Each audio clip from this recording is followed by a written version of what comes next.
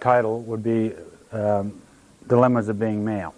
This is, of course, one of the units that we have out of this brochure here, and there's some on the table back there, where we're running personal growth and counseling classes all throughout the year on a Tuesday night and a Thursday night. So tonight is just one of the samples of that. Tonight's session is called Raising Boys to be Men. And so we'll just look at your notes there, introduction. And I like it, I'm going to stop as we go along and take pauses and talk about things and get you to pray about stuff. So I'd like it to be a bit more interactive. So this is not going to be a lecture where you just get to sit there and go to sleep, hopefully. That's one reason why I leave blanks in there so you have to fill them in, is so you got something to do to keep you a bit awake, because some of you have had long days. So I know how that happens. Introduction. Society has changed a great deal since Roman times, when women were treated like cattle and fathers had the power of life or death over children. More is expected of men today than at any time in history. Women want their boyfriends, husbands, and fathers to be emotionally sensitive, yet tough, to be accommodating, yet a leader, to initiate, yet be inclusive. I might just pause there. I'd like to just pray for us before we go any further. Father, I just ask that for the ladies here tonight, that maybe you'd engender a bit of compassion in the fact that with all the expectations and pressures on men, that they can't always meet the women's expectations. And Lord, for the guys that are here, help us to be better boyfriends, fathers, husbands, and brothers, and sons. So Lord, we just ask that you'd impart to us, you'd fill us with your Spirit, and give us every good thing of inspiration or wisdom, revelation about what we need to know about this vital topic. And so, Father, we just ask that you be here by your Spirit. In Jesus' name. Amen. So, so there's much more pressure on guys. Other pressures, your second paragraph there, include the pressure to perform, whether at work or in the marriage. Feminists who want to remove men from power because they think they can do better. And I might add that if the women were running the universe, it would be just as bad a shape, just different bad shape. Wouldn't be any better. And why is that? Do you believe that? You can shake your head or do it this way or that way, it doesn't matter. Why do you think that would be true? The world would be going. Craig? Yeah, well, if they try to do it without the Lord, as is the case. Yeah, same problem. And it's all about the heart, isn't it? What does the Bible say about the heart? The male's heart is deceitfully wicked above all things, beyond cure. Who can know it? Is that scripture in Jeremiah? No, it's the heart isn't it? You ladies got a heart? Yes. So you're in the same problem we're in then, aren't you? Okay. But the feminists, of course, think that they can do better, mainly because they got hurt. Lesbians who only want men for their sperm and then they're expendable, and I don't know if you saw it in the news recently, they don't even need us for that anymore, because they can, they can freeze the sperm up, and there's ways of recombining the genetic material to not even need us for that. Employers who threaten men with the sack if they want to spend time with their family instead of working overtime. Most men are not up to the task, as the divorce statistics and the numbers of angry men attest. Why is this? For a start, how many of you men had fathers who deliberately taught you about being husbands and fathers? Now, some of you have heard this before because you've heard me speak elsewhere, but let's just take a sample here. Of all you men, I want you to raise your hand if you had a dad who deliberately taught you how to be a husband and father. Hands up. Look around. We got zipped this time. Last time I asked it, there was 150 guys, and we got 2 out of 150. And I suspect the other 2 guys were lying. Yeah? Now, some of you had dads that modeled some good qualities. I'm not saying that. But very few guys have had fathers who actually set their sons down and said, okay, son, now let me talk to you about, so that you don't make the same mistakes I did. This is all I discovered about women and being married and so on. Doesn't happen. Sad but true. In this unit going on Dilemmas of Being Male, we'll look at these problems and more, applying biblical solutions to current relationship problems. B. Jesus was a boy once. Jesus, so you've got to fill in there. Jesus was a boy once. It might seem obvious when stated, but Jesus was a child once. We don't normally talk about our king as a boy, but he was one. The records show that he grew and became strong, he was filled with wisdom, and the grace of God was upon him. He even managed to get into trouble with his parents. In Luke, we are told how as a 12-year-old he was accidentally left behind during a Jewish festival and was found interacting with the teachers at the temple. His parents were upset because he didn't seem to be in any hurry to try to find them. After Jesus was 12, it was said about him, and Jesus grew in wisdom and stature, in favor with God and men. How was it that Jesus grew up so well and most of us don't? Let's consider what psychologists call nature and nurture in Jesus. The first thing to consider is his genetics. Spiritually and biologically, Father God is Jesus' father. You might remember Joseph is not the biological father of Jesus, is he? Jesus was born out of Mary, impregnated by the Holy Spirit. So somehow we have this virgin birth that produces the son, Jesus. Secondly, what was his environment like? His mother Mary and his stepfather Joseph were both godly parents, being guided by the Holy Spirit, and they had the capacity to raise him in a unique, balanced way. But as we'll see later on, that doesn't mean they were sinless. My prayer for every person here is that you grow to be like Jesus in favor with God and people, that you become more like him. C, what kind of upbringing do boys need? Okay, we didn't get a good start like Jesus, but what kind of upbringing do boys need? Thankfully, some elements of society are beginning to recognize that boys need to be treated differently from girls. And one good book is Raising Boys by Steve Biddulph that addresses some of these things. Recommend it to you. Whether it's teaching language to boys in secondary school, which they find that boys don't learn languages like English too well. Girls are really crash at that, but the boys aren't. So secondary schools are considering how do we do this? Do we have an all-boys class of English, for example, so they don't lose dignity? Because the girls tend to put the guys down in doing those sorts of things. Or another thing would be supervising the playground. Boys are going to act differently in the playground than the girls. When you were in year 10, don't think there's any younger than year 10 here now. When you were in year 10, throw yourself back to year 10. Let's just, for argument's sake, you were one of the guys that was out playing footy on the football field. What were the girls doing?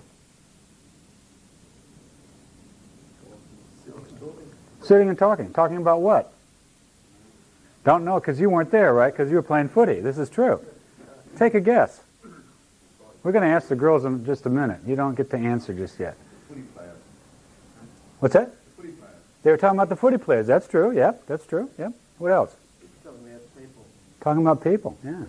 Yeah. So they're talking relationship stuff, aren't they?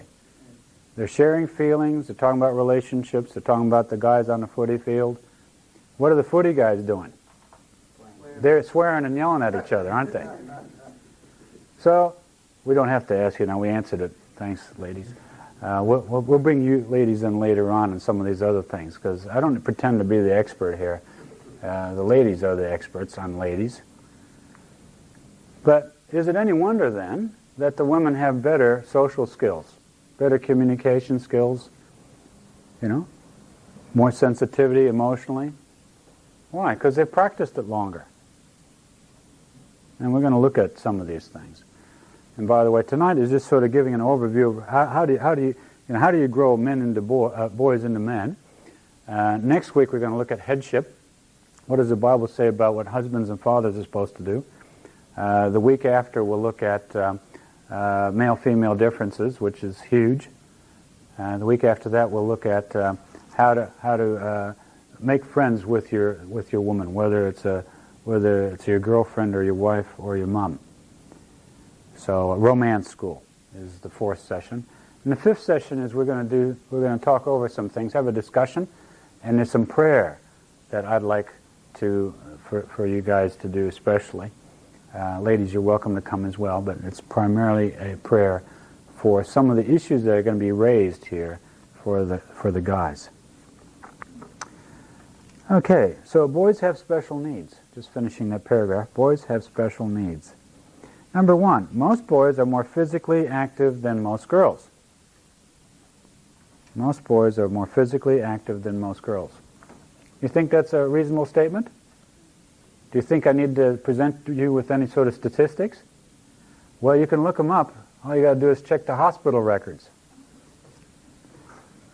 Hospital statistics show that boys are more active and take greater risks than girls. Pretty obvious, isn't it? In spite of feminist cries of cultural conditioning, I believe that this is God-given and should be channeled and not prevented. So we've got the feminists saying now, the reason why boys are rough and tough and so active is because parents, male and female parents, have conditioned the boys. And as soon as the boy is 1 year old, you give him a truck. And as soon as the girl is 1 year old, you give her a doll. And because we've culturally conditioned boys are, these sort of little monsters. And because we've conditioned the girls, they're all sweetness and light and spice. Unfortunately, that doesn't stand up for a couple of reasons. One, you go to any culture on the planet and it's the same, first of all. And secondly, where children didn't have official types of upbringing, they were nomads or something, or with other kids, or left on deserted islands, or whatever survey you look at, it still comes out the same. Boys physiologically, we know, surprise, surprise, are different from girls. Okay, in spite of feminist cries of cultural conditioning, that's what I mean by cultural conditioning, I believe it's God-given. Next paragraph. When overprotective parents stifle activity, boys lose self-esteem and dignity. Many mothers try to raise boys as though they were girls. When fathers are overly busy or otherwise absent, overprotective smothering can't be counteracted by the male. Okay, so we're getting into a bit of the nitty-gritty now. When I was about 8, I think I loved Superman. So what I would do is I'd ask Mom for one of her blue towels, long blue towel, and she'd tuck it in for me, and I'd have this big long towel off to my back, and I'd go across the street to the neighborhood, one of the neighborhood boys' place, and we'd climb this tree, and we'd climb up out on the branch, get on the garage roof of this house, and jump off into the alley. Now, what do you think a typical mother would say if she saw me doing that? Pray. Get down here right now, you're not doing that. Wouldn't she? Isn't that what most of your moms would do? Yeah? Not everybody. We'll look at some of the statistically differences between men and women next week. Basically, I'll just share a quick thing with you. I see that we can have a gradation between male characteristics and female characteristics, and you could look at it like that. We got all kinds of people. 10% are like that, 10% are like that, 10% are like that, and so on. But in the counseling center, there seems to be two major categories: that group and that group. And roughly, it's 25% and 75%. So when Dr. Gray writes books like Men Are From Mars, Women Are From Venus, he's basically saying that men are from Mars, that's Mars. And these guys aren't from Mars. They're from Jupiter or someplace else. Okay? So we're talking about the 75% of men that sort of fit the classic model of, what men are. And we'll look more at that next time. I don't want to go into that right now. But we're talking about generalization at the moment. That is, most boys are more physically active than most girls. There's always going to be exceptions. There are going to be some boys that do play with the dolls, and there are going to be some girls that are climbing trees. But broadly speaking, most of your mothers would have had a fit if you guys were climbing a tree. Now, if my mother keeps doing that to me, I can get smothered. That is, I can lose confidence if she keeps doing that to me. And we'll look at that just a bit further down the page. What should be happening here? If my mother is smothering me by getting me to be safe and not climbing the tree and jumping off the roof, what should happen instead, maybe, to keep me safe? Be good if there was a father figure around, isn't it? Be good if there was a dad who said, gee, that looks great. One, I might climb the tree with you. Or two, even if I'm not going to climb the tree with you, that's cool. That's cool what you're doing. And I approve of it, except watch out, son. Make sure you test the branch before you go on it. Make sure the roof is dry and it's not wet so you don't slide off it. And whatever you do, make sure there's a big sand pile in the alleyway so when you jump off this roof you don't break your leg, which by the way there was, so that's why I've still got a good leg here, That's what's supposed to happen. And where are the dads that are supposed to counteract that smothering by moms? Where are they? Are they there was my dad there when I was climbing the tree and jumping off into the alley? Nope. Where was he?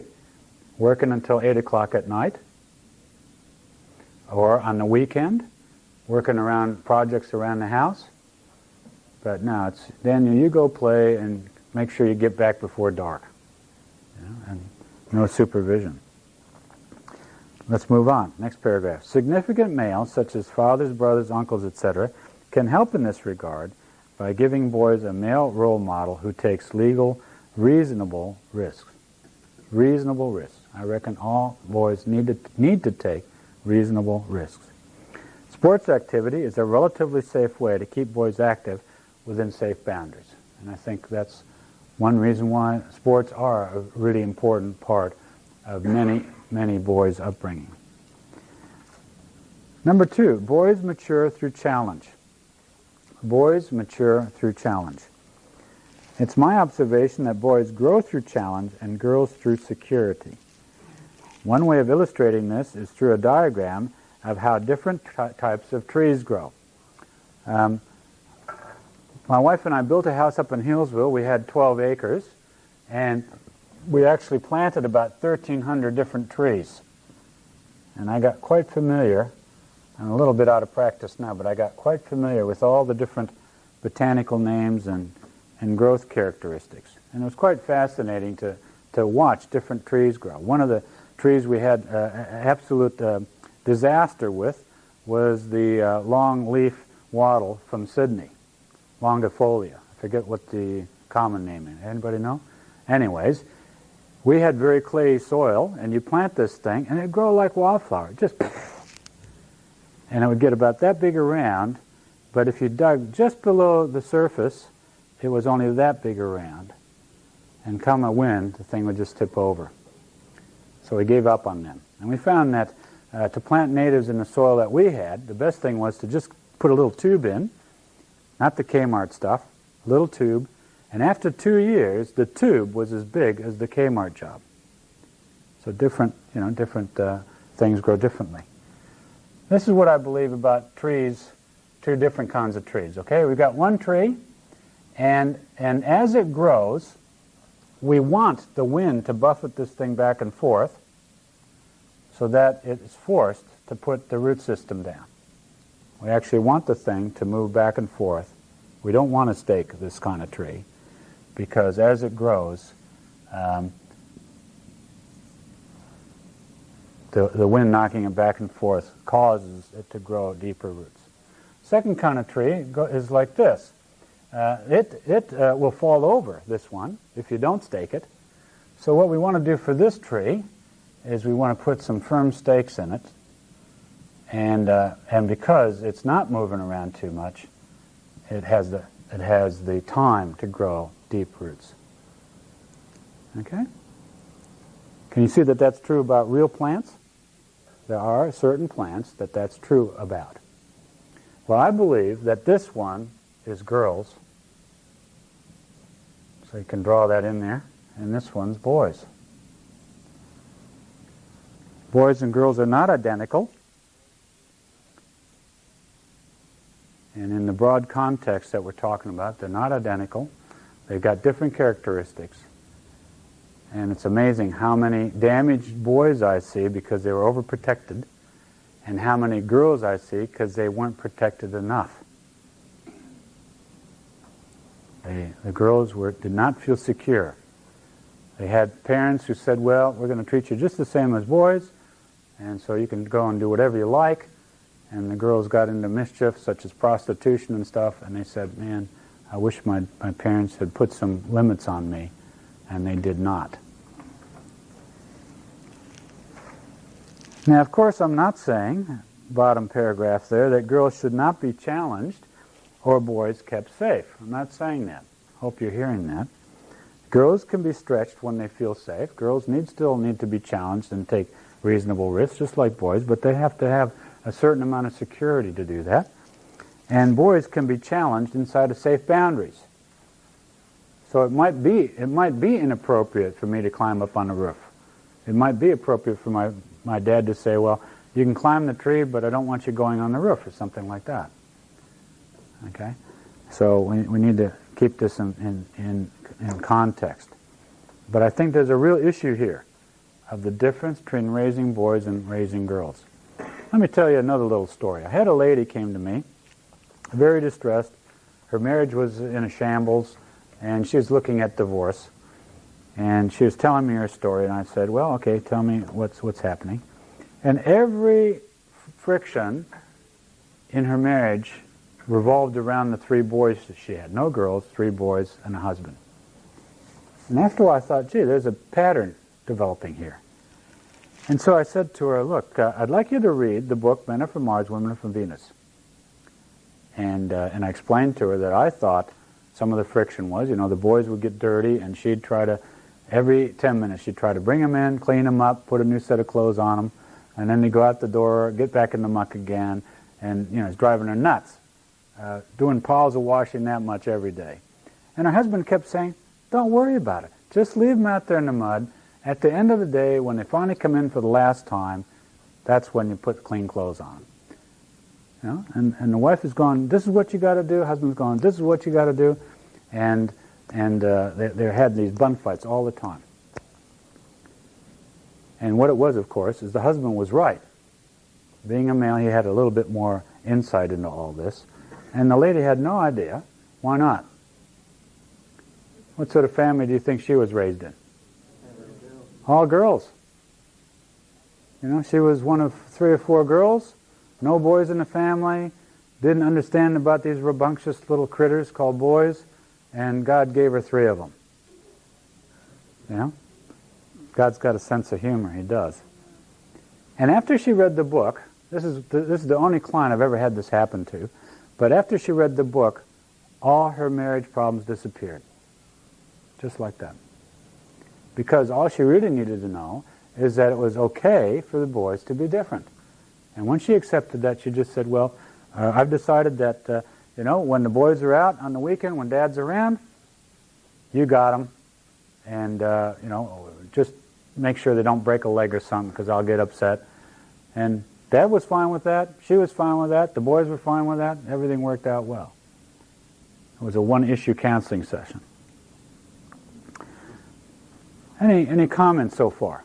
I know I'm generalizing a little bit, but I hope you can sort of play with me a bit, because it's impossible to address all the different varieties and combinations. Any comments? Any of you guys felt limited by your mom? Did you ever get resentful that you weren't given enough, I don't mean freedom as in do your own thing, but enough leeway to do reasonable risks? Yeah? See one person nodding? Only one? Okay. Let's go on. Number 3, as a young boy, my father is my God. There's another angle in here. As a young boy, my father is my God. Have you ever watched 6-year-old boys arguing over whose dad is bigger or stronger? Or who's got the better car? Those sorts of things. Why is this? To a young boy, God is without flesh and bones. They need and want a real person of their own gender to model after. Only when their brains mature and they can think abstractedly, which is basically the start of secondary school, does a supernatural, invisible God truly make sense. If a boy has an absent father for whatever reason, then he'll try to fill in the void by making other things God, let's say like motorbikes or computer games. The organization Big Brother tries to compensate for this lack of fathering by supplying volunteer men as role models to boys, and that's a valuable thing they try to do, and other people do that. Of course, churches theoretically are supposed to supply men as role models to widows with kids or single mothers. We don't always meet the challenge, unfortunately. Number 4, boys need a ritual of passage into manhood. Boys need a ritual of passage into manhood. Before I go on, how many of you got taken aside when you were 13 and had your father say to you, "You're a man now, and I'm going to give you a blessing"? Anybody have that happen to them? Okay, let's go on. Yeah. You did it yourself.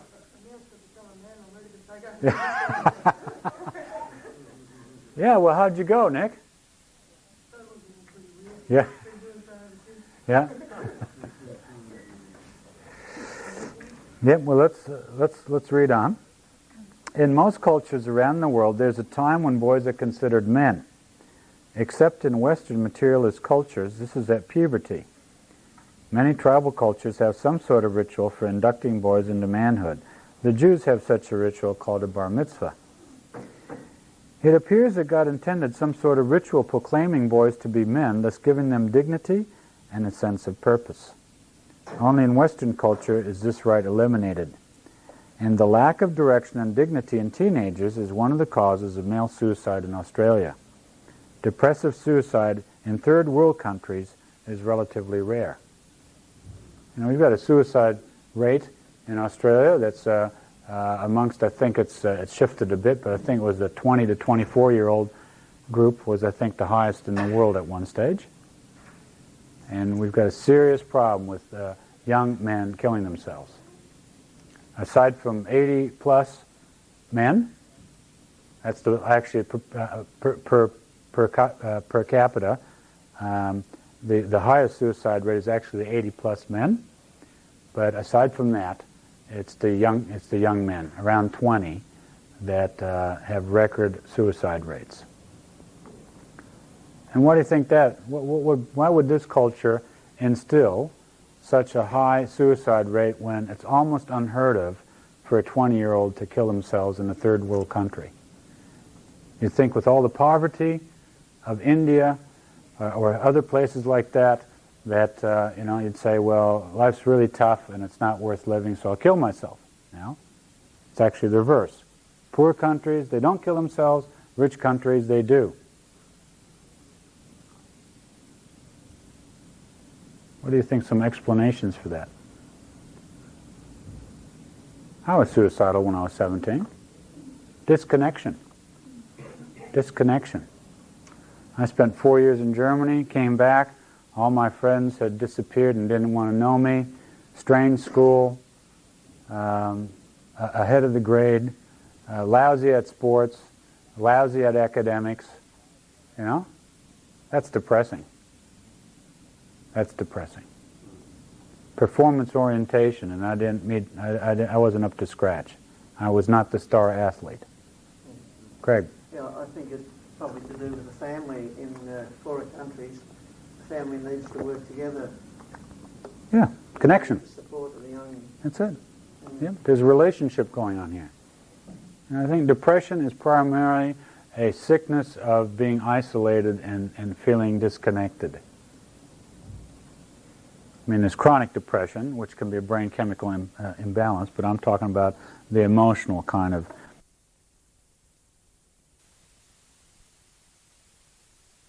To the age of puberty in both boys and girls.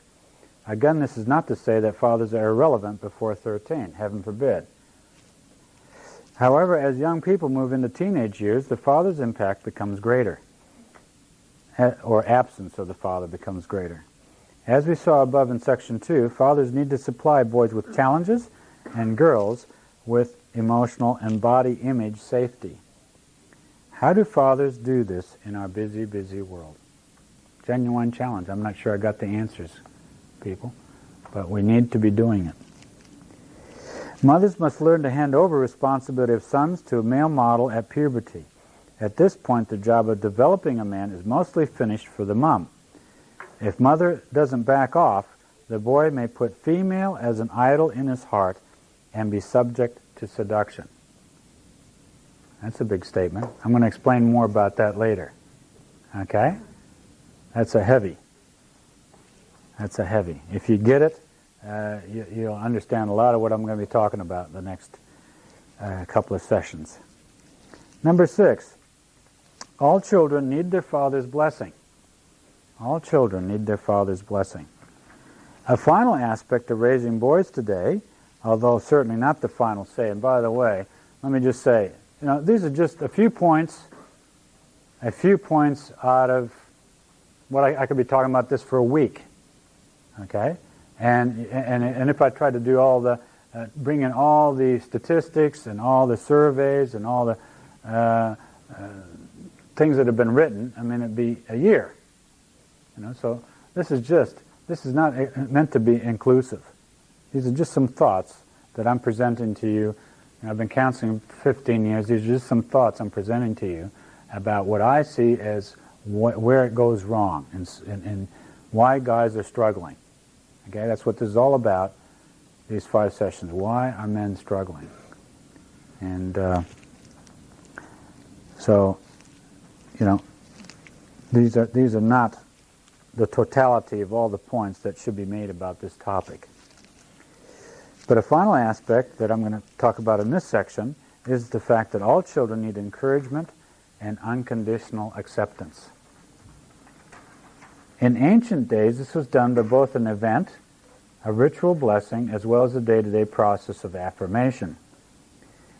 Because there's no ritual in today's modernistic society for passing boys or girls into adulthood, there's no ritual blessing. A ritual of blessing was considered so important in Isaac's day that Jacob and Rebekah were willing to go to great lengths to deceive Isaac to get it for Jacob. And once pronounced, the blessing was irrevocable. Remember the story? They cheated Esau out of the blessing. Esau was the firstborn, technically, although Esau actually came out first because he pulled Jacob back in. So Jacob was designated by God to be the godly line. We can look at Shem. You can go all the way back to Genesis. You got Cain and Abel. Cain kills Abel, and then the replacement was, what was his name? Seth. But it also Shem further down the line, Seth. And from Seth onwards, we can track the godly line. And Isaac and Jacob were meant to be the godly line. Esau was disqualified for various reasons. And one was that he pulled Jacob back in so that he became the first one out. So technically, Esau was the firstborn, although spiritually he wasn't. Okay? And God allowed Jacob and Rebekah to deceive Isaac to get the blessing. And Esau, when he found out, was very distressed, came to his father and said, this isn't fair. How about you bless me? And all Dad could do was pronounce a prophecy. And it wasn't all that good for Esau. Nick? What's the distinction between the birthright, which Jacob had looked at him earlier, and the blessing? What's the distinction? Birthright... Previously forfeited his birthright. Yeah. Well, the birthright would actually be the physical inheritance. Cash. The cash. So firstborn son gets double portion. So if you got a farm, you got two sons, the one son gets 2/3, the other son gets 1/3. See? So what happened was Jacob conned Esau into selling his birthright to get the extra portion. I'm not sure if he got both portions, but probably just the extra portion of being firstborn. And he traded that for a bowl of stew. And God despised it and said, how dare you? Yeah, exactly. Okay, going on. Many boys today drift into manhood. They drift into manhood. And that word's powerful to me, drift. They just drift. They just wander into manhood without any idea what's going on. I write a passage with a blessing or prophecy by the Father would do wonders for their self-esteem and dignity. If you get a chance, attend the course developed by Craig Hill. It used to be called From Curse to Blessing. Now it's called the Ancient Paths Seminar. Anybody gone to one of those? What was it? Did you enjoy it? Yes. Yeah. Yeah, I actually haven't been there myself, but I've heard really good stories about it. And certainly the principle of blessing is very biblical. Would you encourage people to go to it, Greg? Yes. Yeah, I would think so, yeah. Where do they run? They're around the place. You can actually go on the internet and look up Craig Hill, and he's got his own website and it tells you where the different seminars are going to be held. For some strange reason, I've been wanting to go to one of these for a long time now, 2 or 3 years. They haven't seemed to come around the eastern suburbs. They tend to be over Dandenong, Frankston way. Went to Doncaster. Oh, did they? Hmm. Yeah. Okay, well, I'll have to keep my eyes open. He's coming back in November, apparently, Craig Hill himself. So I take it that they're going to run some more around that time, around the traps. Fathers, can I encourage you? If you've never blessed your children, they could be 30 or 40 now, it doesn't matter. If you've never blessed your children, can you please think about it and pray about it, whether God would want you to do that? I think it's a very powerful spiritual exercise. Very liberating, very powerful. And you sons that didn't get a blessing from your dads, can I suggest that you might approach him? I recommend to the young men that I see, if your dad's never blessed you, and girls too, go and ask your father to bless you. Got nothing to lose. He might think you're a bit of a weirdo, but strange. But you've got actually. There's no, except for the rejection part of it. There's no downside to it. If you can get a blessing out of your dad, it's going to make a difference. It will make a difference. Can I ask you exactly like what you mean by blessing? Yeah. Okay. If I had a son and he was 13, I'd lay hands on him and say, "Son, we'd do some sort of little ritual. As far as I'm concerned, now that you're in puberty, biologically you're an adult. You can father children. You are an adult. Sure, we don't want you driving around in cars because the state of Victoria says you're not allowed to do that yet. But if you were in a third world country, you'd be put to work and you'd be earning an income, bringing income into the family. And you're capable of responsibilities. You're capable of being responsible. You're capable of understanding right from wrong." And I'd explain all that to my son, and I'd lay hands on him and I'd say, "Son, I bless you," and I'd be praying about what God would want me to prophesy over my kid. So I'd have 2 separate sections. I have a section of what I believe God is saying about my son in the future. I can, I see in the Spirit that you're going to be a prophet one day, and and you're going to bless a lot of people, and da. And then there's just that's God speaking, and then there'll be just Dad saying, "Son, I bless you. I ask that God would give you every good thing in life. That if you want a wife, that He'd give you a wonderful wife. That you'd have happy days together and lots of children if you want them." And okay. Jesus says you don't get because you don't. You don't get because you don't ask. Why don't we ask? Because we don't believe. That's why we don't ask. It's an unbelief problem. Let me ask you this. If I ask Father God to do something that Father God wants to do, what are the chances that it won't happen? None. None. If I ask Father God something that Father God wants to do, what are the chances of it not happening? None.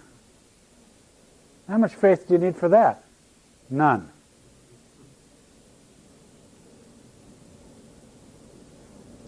Go and do it. Go and do it. You need to be asking more than we are. You can see the impact it would have on the child. Ah, wonderful. Incredible. Yeah, you bet. If I said to my daughter, "Daughter, you're a beautiful young girl. I think you look fantastic. You get a bit older, you're going to knock them over with your looks, and you just got such a beautiful nature, generous, giving. I'm praying for you right now that God would prepare a young bloke that's going to treat you well and make you a great husband and set him aside for you."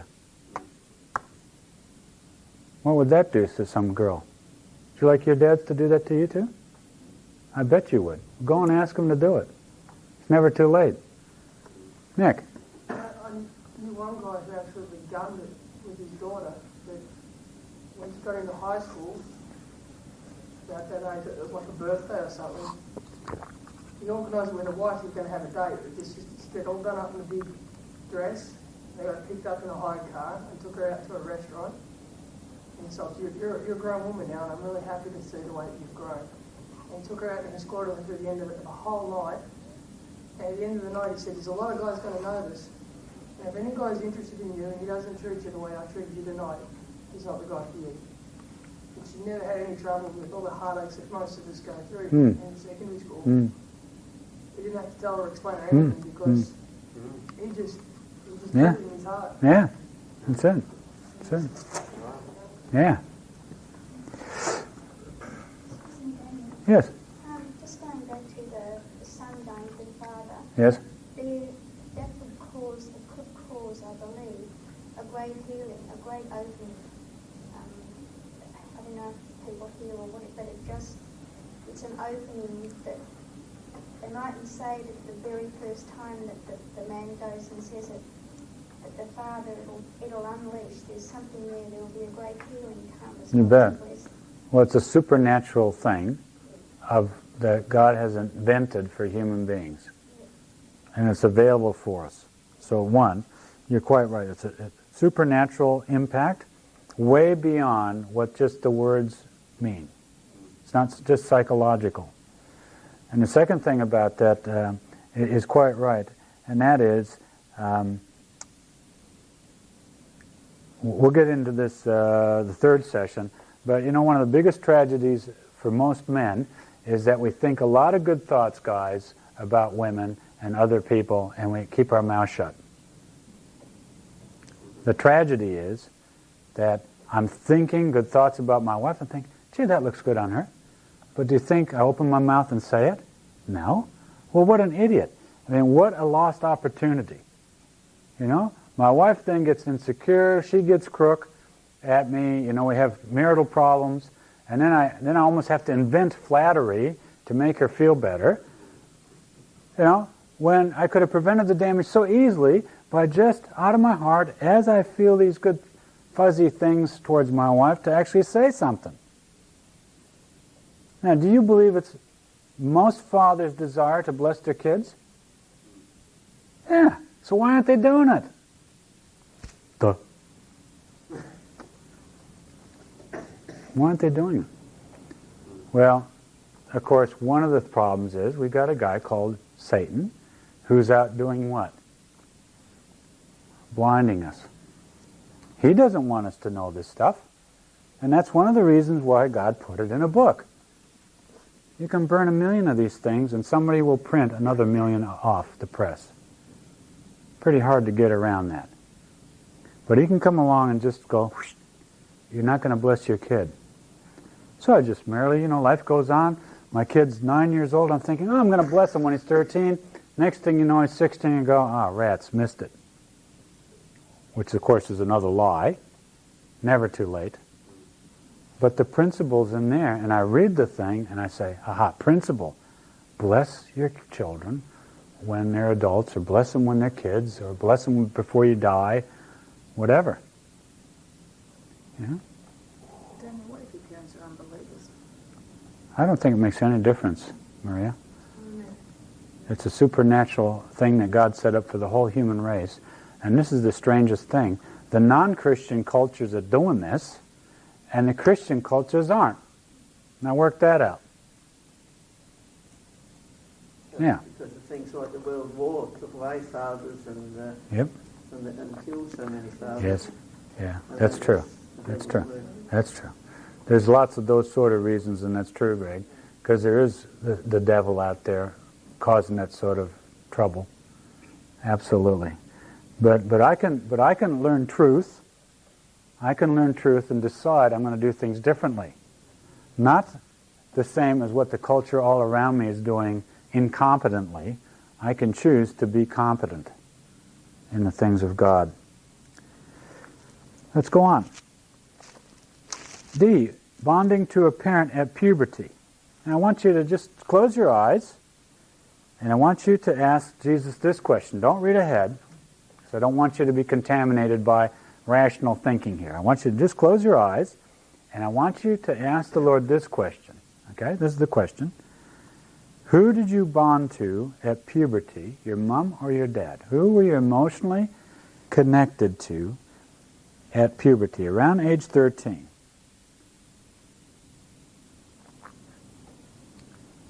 Who were you emotionally connected to, bonded to, your mom or your dad?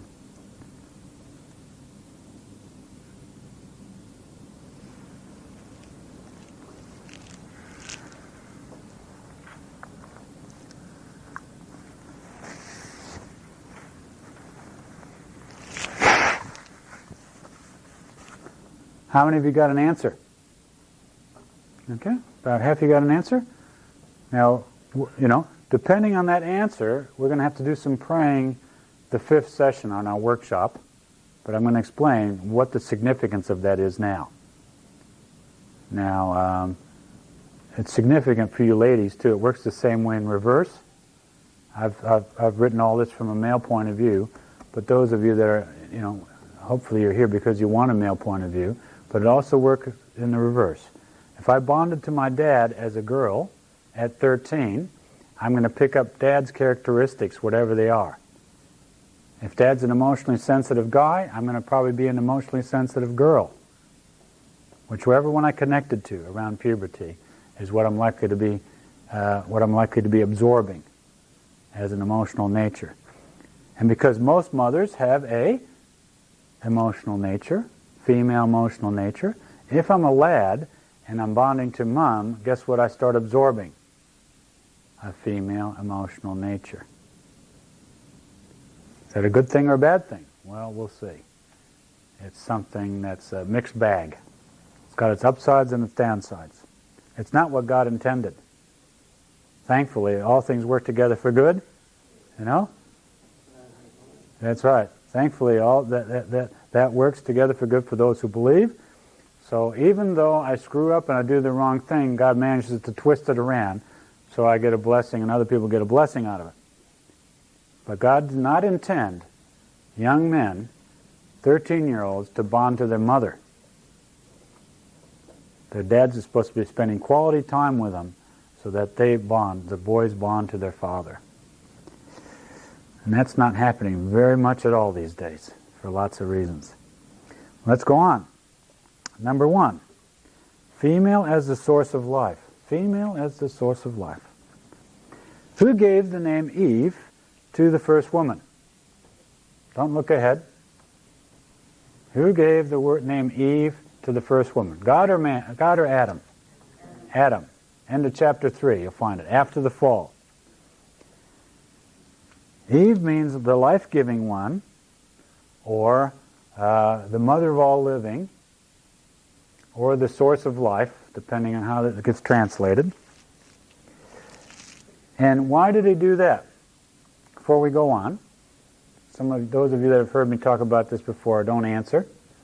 The ones new to this, I'd like you to think about it. Why would Adam call the woman Eve, And that is her name after the fall, and it means the mother of all living. You've heard this before, Darren. This row right here. Come on, one of you guys. What happened at the fall? Genesis, the fall in Genesis.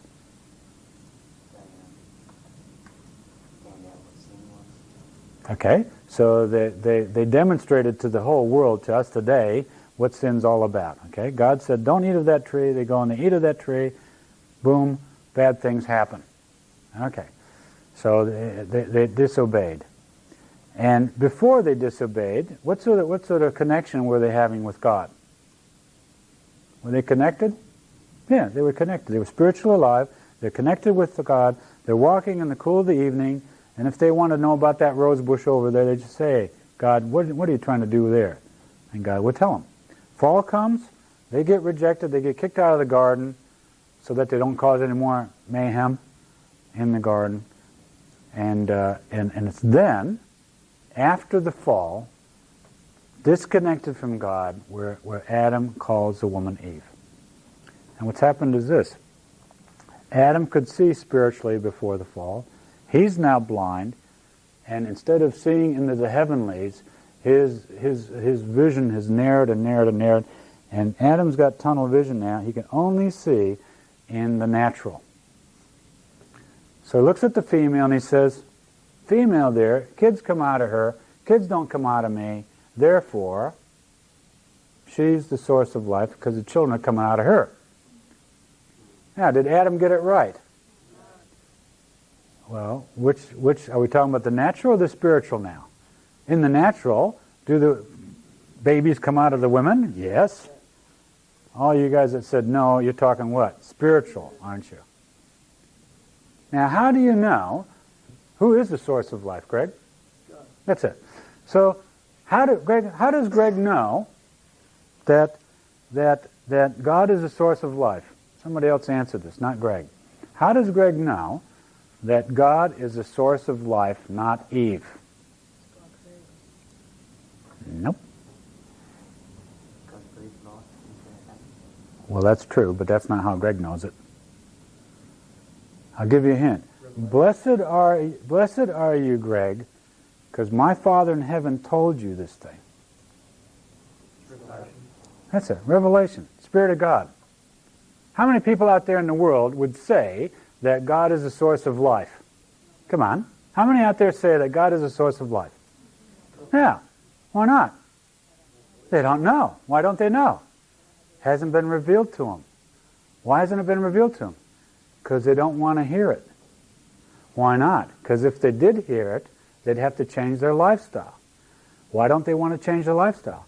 Because they're doing what they want to do with or without God's permission. That's right. Pride, unbelief, arrogance, rebellion, you name it. Now this is a miracle, people. I don't know. I think this is exciting that I live a life of revelation. That Greg knows this thing is exciting. Blessed is Greg because only Father God could have told him that. There's no force on this earth that could have revealed that to Greg except the Holy Spirit has told him that. Can you see something supernatural? And often our Christianity is really blah, you know? We just go through the motions, you go to your prayer meeting, you turn up for church, and you just trundle on, and you think, oh, this is just pretty ordinary stuff. No, it's not. It's supernatural. Okay, so Eve was wrong because she could not see spiritually. Sorry, Adam was wrong because he couldn't see supernaturally. Let's keep going. After the TLB there. Adam, after the fall, could only see from a naturalistic point of view, where he perceived that it is the woman who produces physical life. And the Canaanites saw it this way too, so they worshipped the Ashtaroth, which was a female fertility mother goddess. Anybody here interested in archaeology? Yeah? When you look at the artifacts from the Canaanite period or any of those periods before, after, or during, what is the most common object they find besides sort of broken pots? Little statue of Ashtoreth. Yeah, little statues of pregnant women. Let me ask you this. Whose picture is on the men's magazines down at the newsagent? Women. And whose picture is on the women's magazines down at the newsagent? So who does society consider the source of life? Women.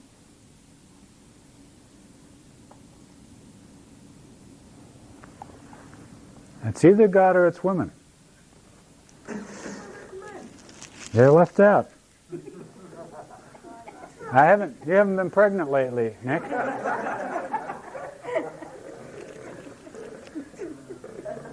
We'll send you off to, what's his name, the Schwarzenegger. We'll send, and you can get the treatment that he got. Okay, worshiping female, going on. Worshiping female as the source of life is deception, of course, because the real source of life is Father God. When the egg of a female and the sperm of the male unite in a new human being, God puts the breath of life, or the spirit, into this new human. Number 2, acquiring a female emotional nature. We might actually stop there, because I want to make sure I've got time to talk about this. So, how about we we quit, and cuppas are over there, and cuppas are over there, and there's more hot water over there. So stop and have a cuppa, and we'll come back. Okay, just going down to page 4, number 2. Acquiring a female emotional nature. Some males may perceive motherhood as the source because during childhood she is the one who fulfills the child's needs and wants. If dad either doesn't exist, died, or left the family, or refuses responsibility, then the view of woman as comfort and life can become entrenched for boys under rejection. This becomes especially true at puberty. Boys who have bonded to mother rather than father at puberty will pick up some female characteristics, such as making decisions based on emotions. This is not all bad, as most women have better relationships than men and are emotionally and spiritually sensitive. But it does have its downside, as we will see, because it was not God's intent to make men similar to women. Now, just before we go on to the diagram, somebody approached me during the break and said, well, my dad died early on in the piece, and my mother was not very emotionally approachable, so I don't think I bonded to either one of them. Now, what could happen there is, my heart could still possibly bond to my mom, even though she didn't reciprocate, out of the need of a 13-year-old wanting to be connected. Or it could be that person connected to someone else, what psychologists call a significant other. So it could be an uncle or an auntie or a school teacher or a youth pastor or something like that. So if you didn't get a yes or no for your own mother or dad, then it might be another significant person. Now, if that person has a female emotional nature, even though it's a male or female, and they got a female emotional nature, then I'm going to start adopting some female emotional traits. Okay? Now, let's look at the still going? Yeah. Let's look at the illustration on page 5. And Selwyn Hughes talks about this, and so I'll give him credit for it, but basically the concept here is that female is a receptor. Even if we move that block along, what would happen? It would be collecting. Like out there on the footpath, it'd be collecting leaves. It'd be scooping stuff in. So women are like scoops. They receive, they collect. They're inclusive. Women are very inclusive creatures. You get a group of women, generally speaking, they'll all be very careful to make sure all the other women in the group feel included in it. And if someone's sitting over there, one or more of them is bound to say, hey, how about you come over and join us? Yeah? Men, on the other hand, classic, we're talking about classic males now, not necessarily what you guys are. Classic males are penetrators. That is, this point pushes through the problems of life, separates it as we go along, and pushes things aside. And so males can be excluders. Instead of saying, hey, you sitting over there, why don't you come and join us? It's, hey, you with us, why don't you go and sit over there? You know? We can actually push people aside and penetrate and, shovel nose. And that point sometimes hurts people. You know? Now, of course, without going into too far, the female is also can be the bride. Happen here, and we're gonna pray this through and reverse some of this, the negative bits. If any of you have a female emotional nature, and I'm going to define in just a minute what I mean by that. So if I bonded to my mom and she's got a female emotional nature, and not all women do, I might add, then what's going to happen to me is I can become more spiritually sensitive, because these inclusive type women tend to be. I can become more spiritually sensitive, emotionally, spiritually sensitive. I can become more intuitive, which means I'm going to become more relationship orientated. Yeah? None of that's bad, is it? That's all good stuff. But we've got two downsides here. Downside number one is God didn't intend a 13-year-old boy to become like that. That's what he's got girls for. He's got girls for that. So God does not... now, all things work together good, so we've got the spread of humanity across this range, which is good. We're all very individual that way. But this interaction is causing that sort of thing to happen. Now, the downside, as I said, can be that the men that have this female emotional nature, they live more out of their feelings. They can have trouble making decisions. They can have be more procrastinators. They can be visionaries. Often they're sort of visionary types that have very broad creative abilities. But they have trouble getting to the nitty-gritty, practical. What am I doing today? And so we can pray that God would reverse the negative bits while still keeping the positives. And that's one thing we're going to do in the 5th session. If you're one of these males, then we want to pray for you for that. So I want you to be praying about it and thinking about it. Lord, do I have any aspects of a female emotional nature? And we don't want you throwing that away. We just want you to acquire the male bit that was supposed to come, that you're supposed to acquire at 13. Anybody have any questions? It'll become more clear by the time the 5th session's around. Some of the stuff we're going to repeat from a different angle each night, and I think you'll get a much clearer picture by the time the last session comes. Yes, Nick? How common is it to have the problem the other way around? What, women having a male emotional nature? You get a guy who bonds to his dad, but never connected with his mum, and so he's just a full-on risk taker that's not interested in communicating with anybody and hammers on through life, and you've got to settle him down to be more sensitive and... Well, that's the 75% of guys. That's common as. That's the usual problem. The usual problem in marriage counseling for me is I get the 75% of guys who are penetrators, excluders, thick as bricks, relationship-wise, emotional and spiritual, insensitive. Married to an intuitive female who's all the opposites of that. Okay? And God's expecting them to get along and communicate. Okay? And then the other group I get, which is the other 25%, is the reversal of that. So I've got the sensitive guy, he's got a prophetic gift, he's emotionally sensitive, God touches him, he cries, God touches him, he falls over. at the prayer meetings kind of stuff. Got good relationships, often with women, besides his wife, which is a problem. I don't just mean the adultery stuff. He's just got good relationships with women. Popular. Why? Because he can talk their language. He can connect with them. What was the guy's name? The French guy, Juan. Well, Don Juan. Don Juan probably was a guy like that. He knew how to manipulate women because he probably had a female emotional nature. Sexually male, but female emotional nature, you see. And of course, these intuitive men, and I'm talking about the extreme now, because we've got all the bits in between, right?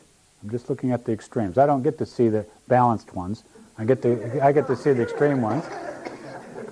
And so if they're very extreme intuitive men, who are they married to? Rationalist women.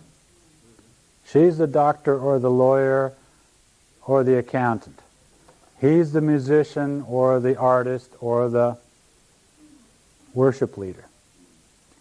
And the problem is exactly the same. Exactly the same. It's just been reversed.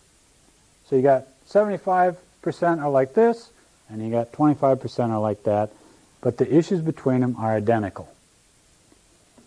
Okay? Except that 25%, there's one additional kicker in it, and that is the confusion of being in the minority. I actually saw an intuitive today, male, and a lot of his issues were the fact that he was a minority in an Ukra Aussie culture that champions the penetrator. Kick the goal, stomp the guy, give him the elbow as, out on the footy field. And he doesn't fit the mold.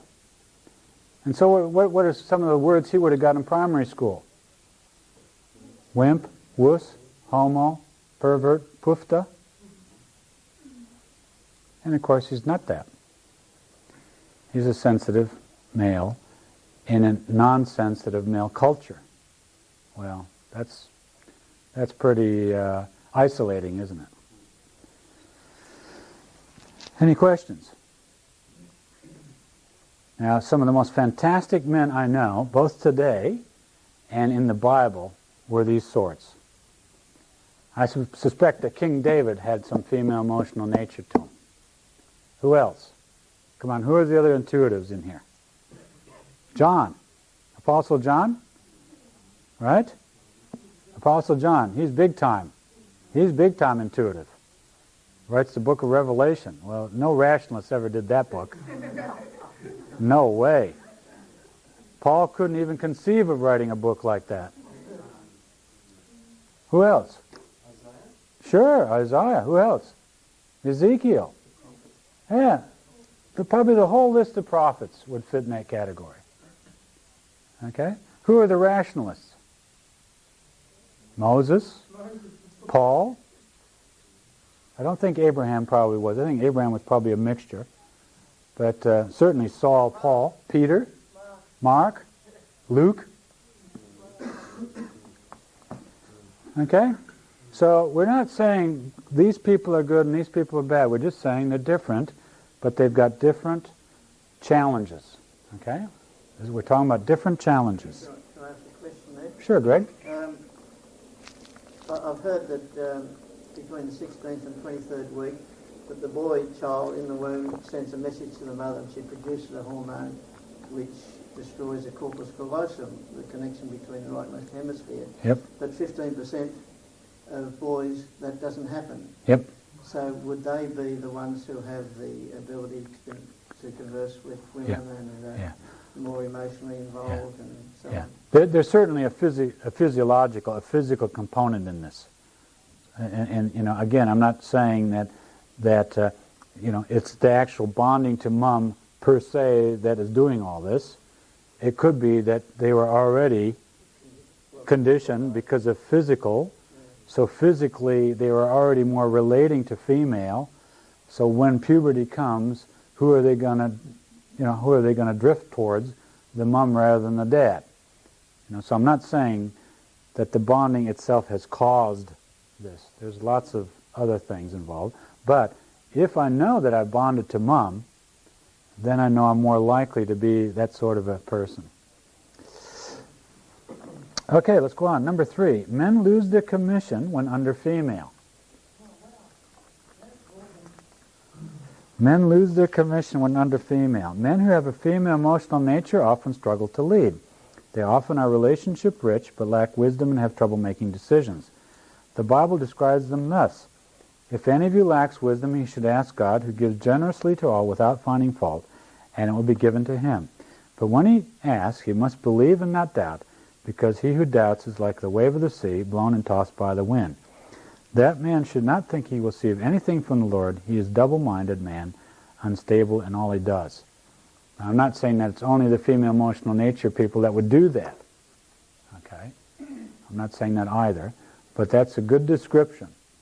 That is, I get to see a lot of double-minded men.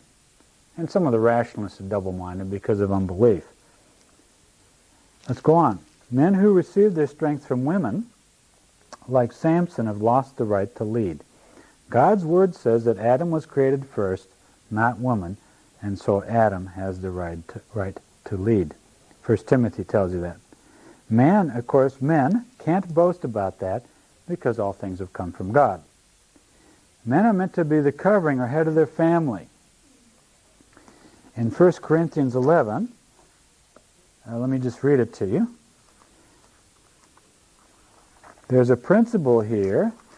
I don't want you to take this legalistically like some people do, but there is a principle.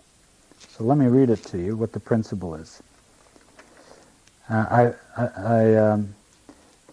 praise you for remembering me in everything and for holding to the teachings just as I passed them on to you. Now I want you to realize that the head of every man is Christ, and the head of the woman is man, and the head of Christ is God. Now, before we go on, look at my head. What does my head do for the rest of my body?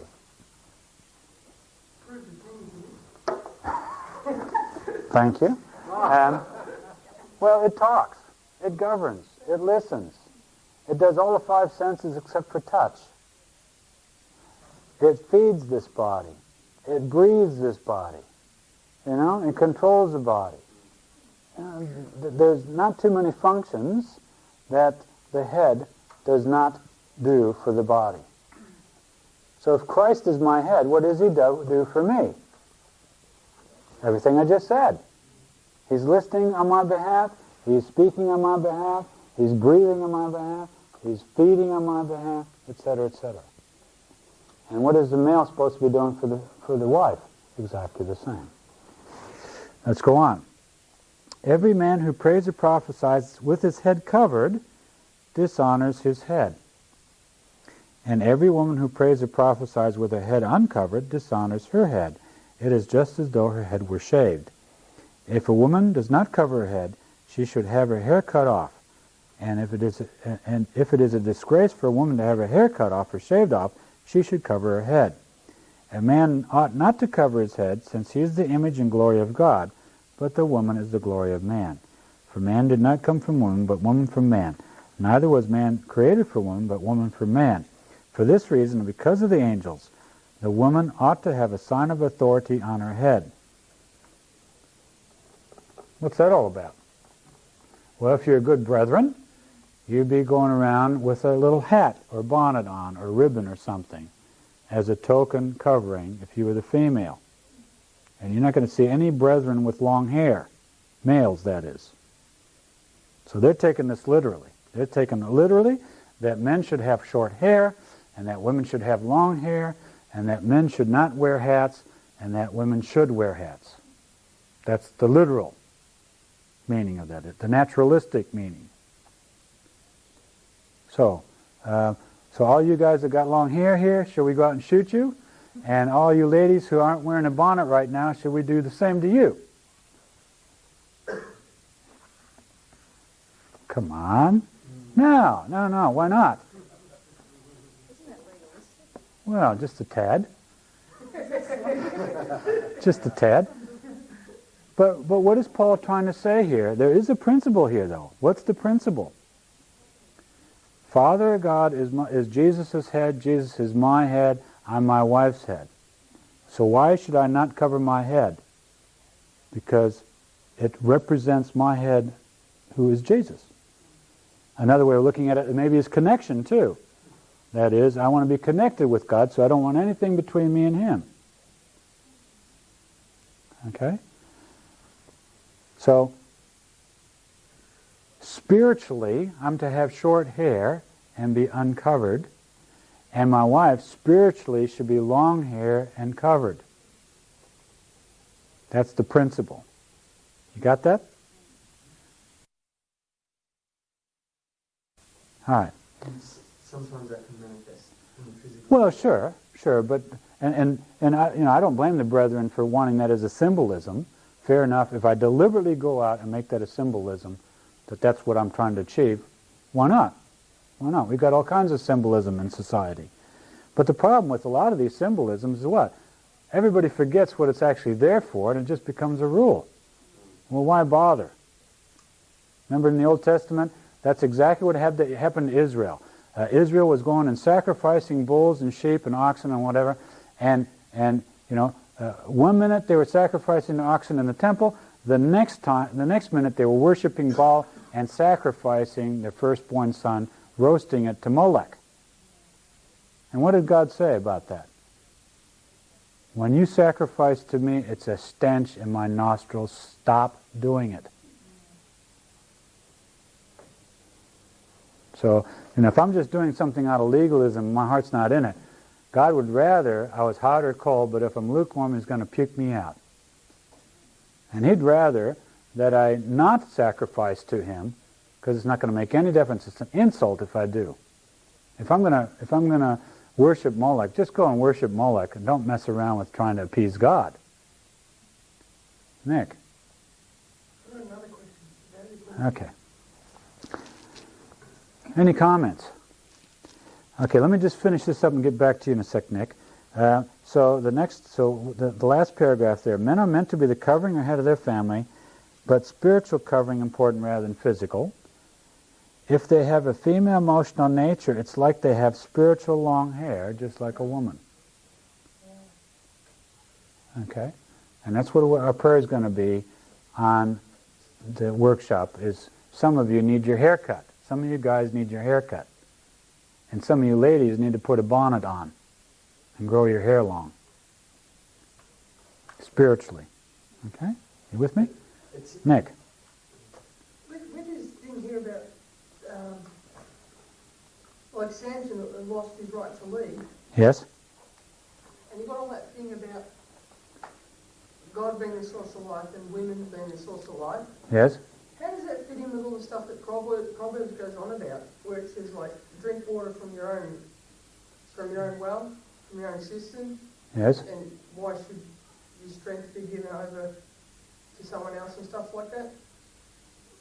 How's that keeping? Okay, when I'm trying to illustrate a point, an analogy, our analogy is always bulletproof. They're never bulletproof, are they? They always have, whatever analogy you pick is always going to have an offside to it, and a shortcoming. And if you took that as drinking from the well, as in I'm actually drinking from my wife because she is the source of life, the analogy falls over. Because that's not what the guy was writing it about.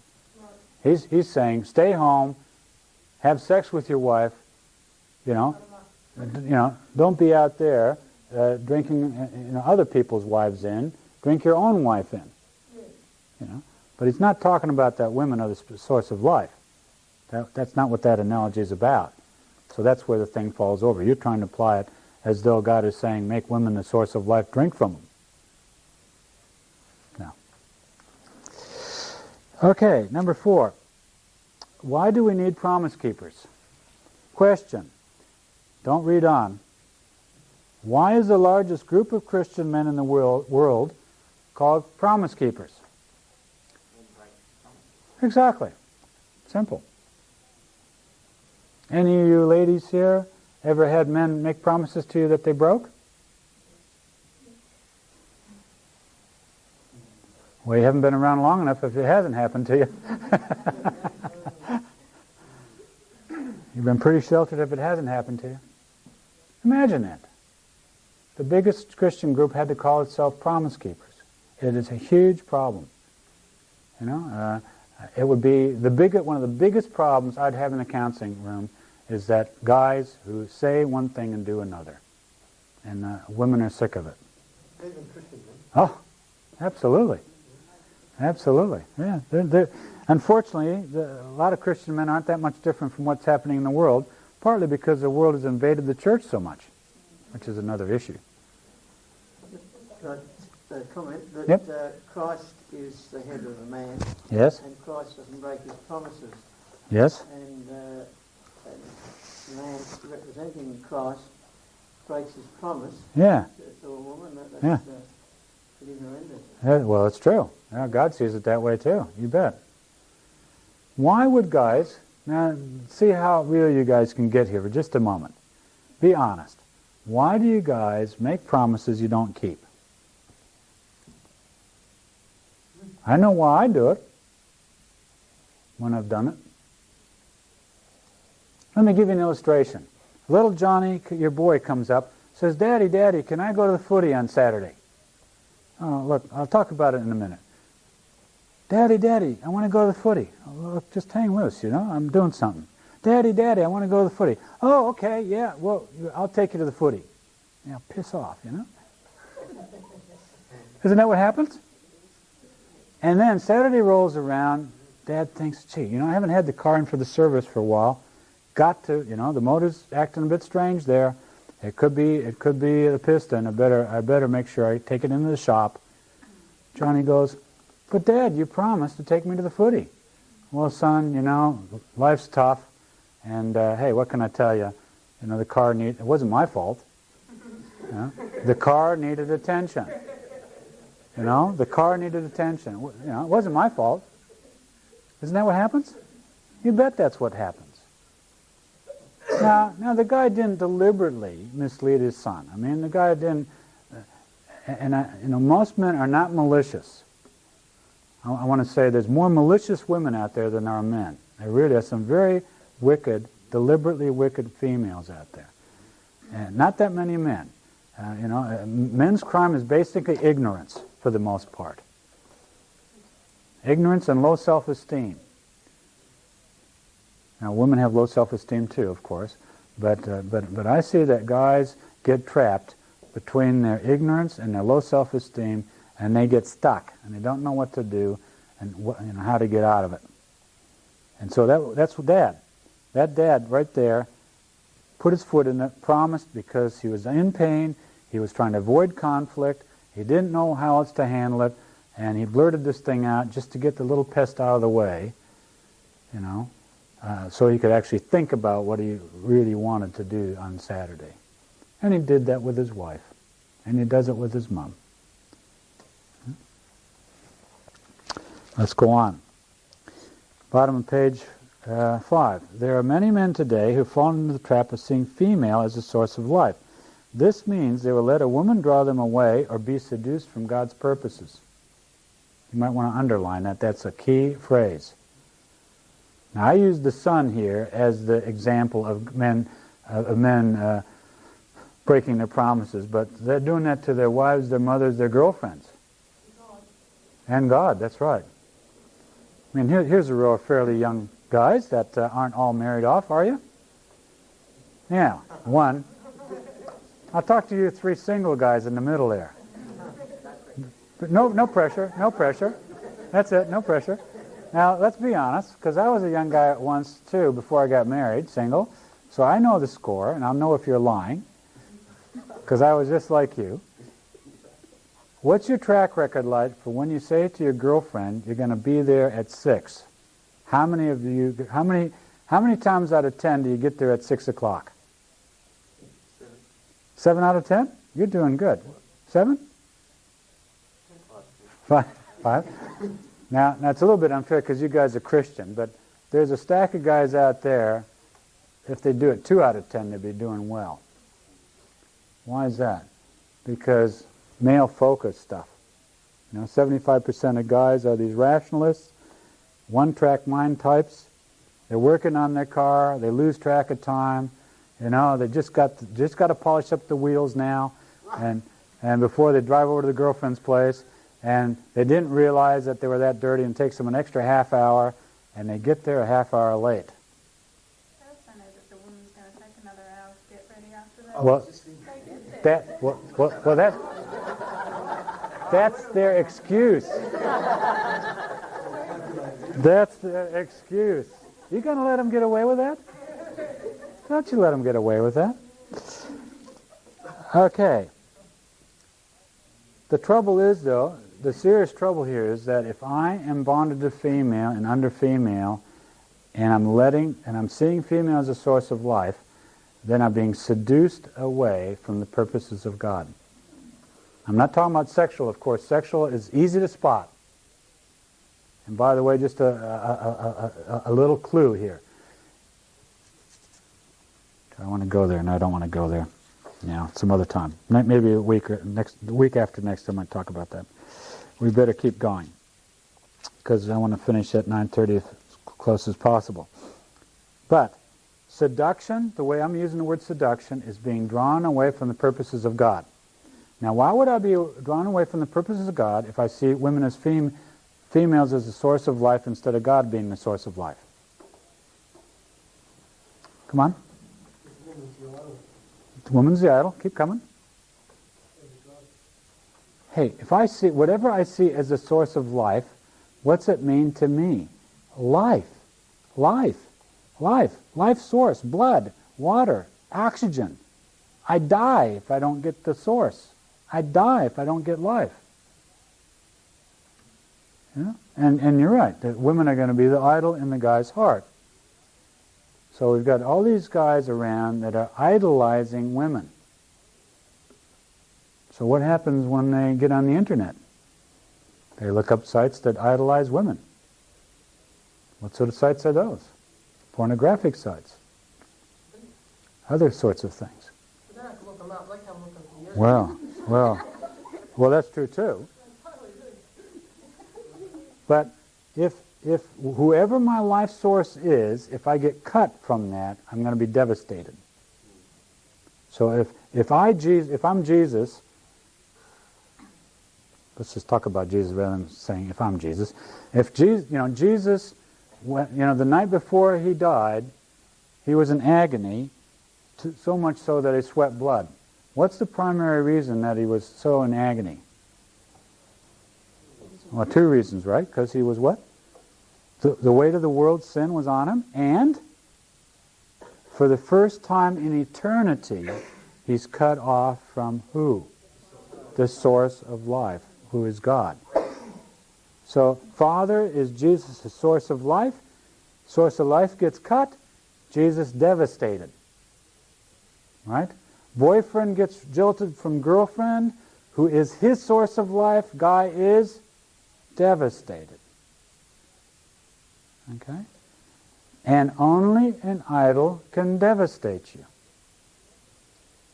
If you've ever been devastated, unless you're Jesus, you have been hurt by an idol. And somewhere your heart sees it as the source of life. Okay, so seduction is when a woman like traps me, and back in the 1600s they called them witches, and they burned them at the stake as though they cast a spell on me. But it wasn't well, there might have been some that actually did cast spells, I don't know, but I assume some of those men allowed themselves to be trapped because they were bonded to female because of their family situation. You following me?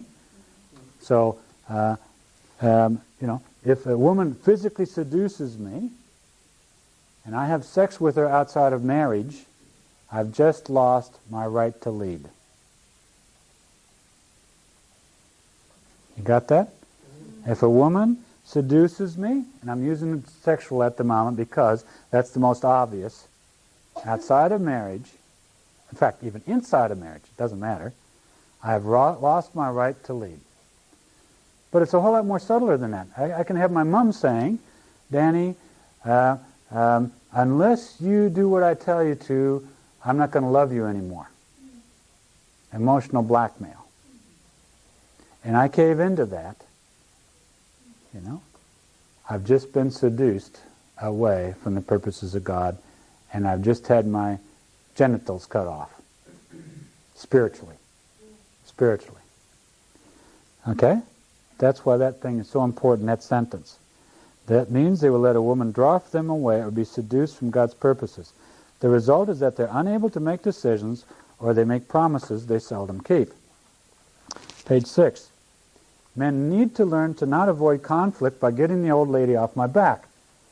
If they make a promise, they need to deliver on it. Promises that are not kept are trust-destroying, no matter how small. This is where the guys come in. They say, oh, look, it didn't really matter that I didn't take my son to the footy. I'll take him to the footy next weekend. What difference does it make? But what's happened is trust has been destroyed because the promise was given and not fulfilled. Even though rationally the thing about the promise is very small, the fact that the promise has been given and not fulfilled is trust-destroying. If they make a promise, they need to deliver on it. And this is what Promise Keeper, of course, is supposed to be about. Promises. The Bible counts promises as so important. It said this: "He who guards his lips guards his life, but he who speaks rashly will come to ruin." Other scriptures talk about allowing ourselves to be ruined rather than break a verbal agreement.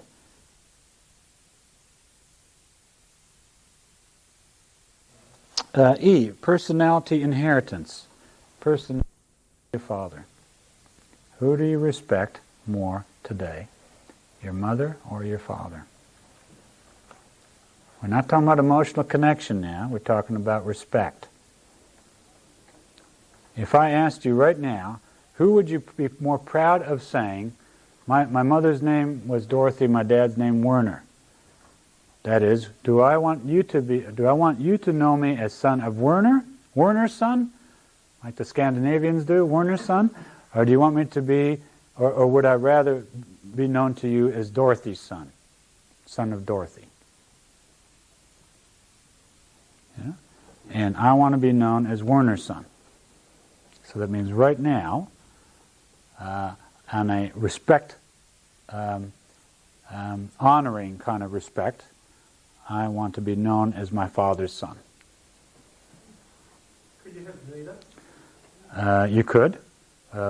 Then ask the Lord, whose name should I put in there? Steward's son. Could be. Whatever. Well, ask Jesus, who would you put in there? There's going to be somebody. We've got all these voids inside, Maria, and somebody always occupies it. Okay, let's go on. Pray about it. If you didn't get an answer, you go and pray about it. Number 1, spiritual inheritance comes through our Father. Spiritual inheritance comes through our Father. Men get their spiritual inheritance through their fathers. Exodus 25 talks about punishing the children for the sin of the fathers. Just like I get my physical features from my parents through DNA, so I get my emotional and spiritual inheritance through my parents. Our inheritance is not all bad. Exodus 26 also says about God, showing love to 1,000 generations of those who love me and keep my commandments. So what did Jesus inherit? What did Jesus inherit? How could he be raised by sinful human parents without becoming sinful himself? The answer is, of course, that Jesus' spiritual inheritance came through his biological father, who was who? Father God. This caused him to initially be without sin as a baby. He didn't have the corrupted start that we have all had. Psalm 51 talks about that I was conceived in iniquity and born into sin. It's the other way around, actually. Conceived in sin and born in iniquity. Number 2, receiving my inheritance. Don't have time now, Greg, sorry. Receiving my inheritance. If you've got any questions, write them down. I'm a little bit pressed for time for tonight because we started a little bit late because of trying to register everybody. Next time we'll try to start more on time, so please be here at 7:30 and we'll try to finish by 9:30. Receiving my inheritance. When men do not honor your father and mother, then they do not fully receive their spiritual inheritance. It's like this illustration. Suppose I receive an inheritance after my father is dead. A shipping container is sent from overseas with his things. I know they're broken things that I don't want in the container, so I tell the dock workers, don't want it, throw it away. This would be foolish because there's always valuable things in such a container as well.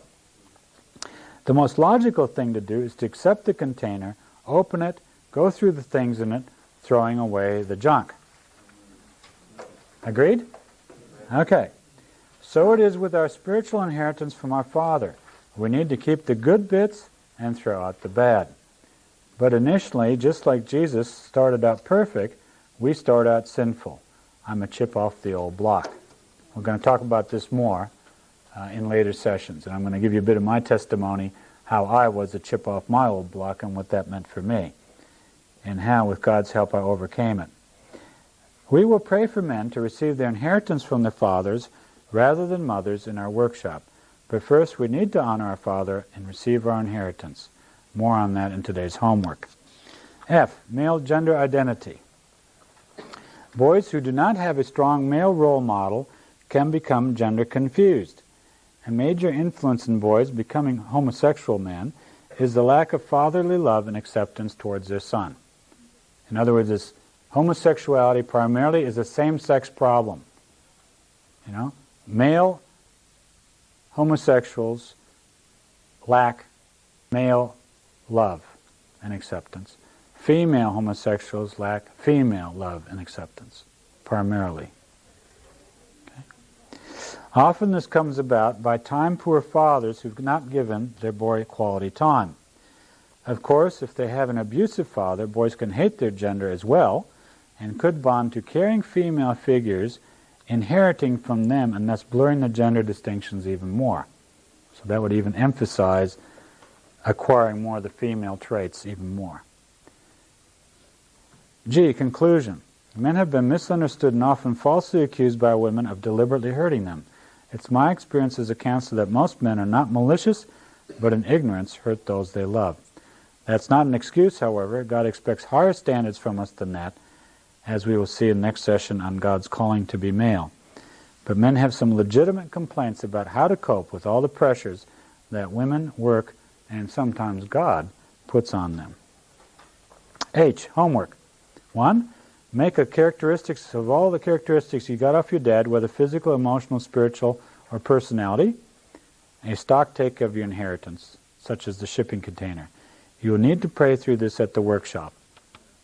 Now, on the inheritance level, it's not quite as strong, but basically girls would get that from mom, just like guys would get it from dad. So girls, ladies, you'd want to be listing your characteristics that are similar to your mother's. What did you get from your mom? Number 2, ask Jesus this question: Lord, do you consider that I've honored my biological father? This applies, of course, to both male and female. If he says no, then you need to repent and ask for his forgiveness, and your father's too. And we'll talk more about that in the workshop. If you haven't done it by then, you get to do some work then. Number 3, look at the mostly humorous list of what men wished women knew in Appendix A. Are there any attitudes you can identify with? And I want you to take this somewhat seriously. Talk them over with your women, your mother, sister, girlfriend, wife, daughter. They need to learn about men and what hurts us just the same as we need to learn about them. And there's a few things that are a little bit rude and crude. I hope you can overlook that. Most of you will be able to identify with these guys. I'm sure all of you have truly had some of these reactions.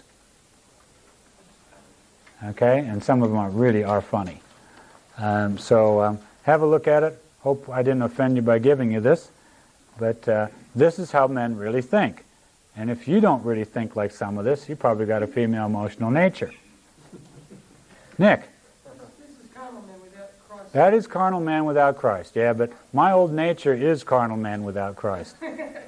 And so some of these, my carnal nature does relate to. So have a look at it, have a laugh if you can. But each of these statements has a serious point to it that you might have to explain to your girlfriends or wives. Why would a man say this? I might not say this. For example, one of it says, I definitely don't believe this at all. Crying is blackmail.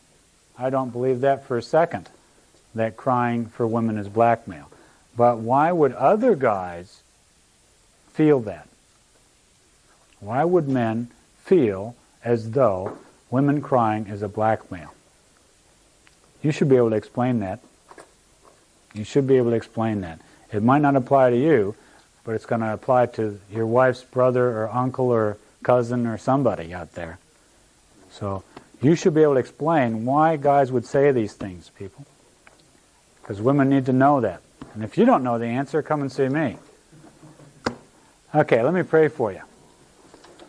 Father God, we do want harmony between the sexes and genders because you have created us to live in unity. And the ultimate is, of course, the unity between your bride and Christ and between a wife and a husband who are one flesh.